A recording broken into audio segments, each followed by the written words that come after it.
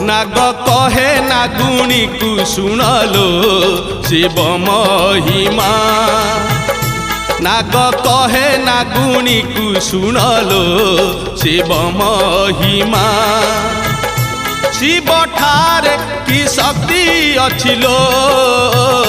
शिव ठारे की शक्ति अछिलो